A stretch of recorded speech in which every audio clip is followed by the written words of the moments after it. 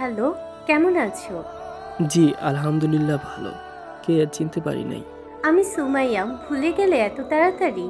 আরে আপনি হঠাৎ মেসেজ দিলেন? কোনো দরকার নাকি? না, এমনি মেসেজ দিলাম। হঠাৎ জামাই রেখে এক্স বয়ফ্রেন্ডকে মেসেজ দেওয়ার কী কারণ? আসলেই রাহাত, আমার বিয়েটা ভেঙে যায় বিয়ের ৩ মাস পরে। আমার হাজবেন্ডের আগের একটা ওয়াইফ ছিল, সেইটা আমার কাছে লুকিয়েছে। ভালোই।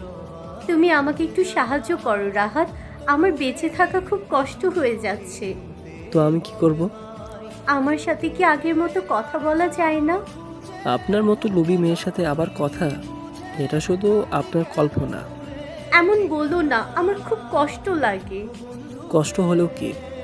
আর না হলে কি আজ থেকে ৮-৯ মাস আগে আপনি বলেছিলেন আমাকে ছাড়া আর কাউকে ভালোবাসেন না। হঠাৎ আপনার মাঝে পরিবর্তন দেখতে পারলাম।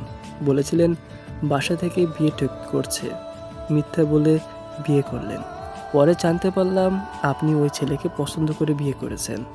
আমাকে মিথ্যে বলে গেছেন দিনের পর দিন। আমাকে বলেছেন পরিবার বিয়ে দিচ্ছে আপনাকে। আমিও বলেছিলাম চলো পালিয়ে যাই। আপনি না করেছিলেন। দিন শেষে আমিও জানতে পারি আপনি ওই ছেলের সাথে ৫-৬ মাস ধরে সম্পর্ক ছিলেন। ছেলের অবস্থা ভালো, টাকা পয়সার অভাব নেই।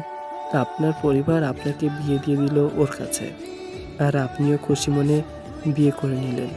ভুল হয়ে গেছে। আমাকে একটু মানসিক শান্তি দাও রাহাত, প্লিজ। আমার আকাশ সমান কান্না। আপনার সংসার সুখের হয়নি, অনেক এলোমেলো হয়ে গেছিলাম। ভাইয়া আমাকে কয়েকবার হাসপাতালেও নিয়ে গেছে। অনেক কষ্ট করে ভালো হয়েছি, আলহামদুলিল্লাহ। আমি না চাই তোমার ভালোবাসা, না চাই তোমার যত্ন, কারণ তোমরা সবাই বেঈমান।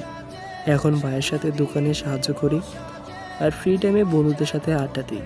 বেশ জীবন সুন্দর। তুমি সুখে থাকলেও আমার কিছু যায় আসে না, আর কষ্টে থাকলেও আমার কিছু যায় আসে না। তোমায় ঘিরে থাকা আমার সব স্বপ্ন মারা গেছে। আমাকে একটু বলতে দিলে না? মানুষ তো ভুল করে শিখে নেই, তাই না? আমিও ভুল করেছি। একবার তো সুযোগ দিয়ে দেখবা, আর এমন হবে না। সরি। ব্লক লিস্ট থেকে আপনি আপনার ভুল শুধরান। বাই।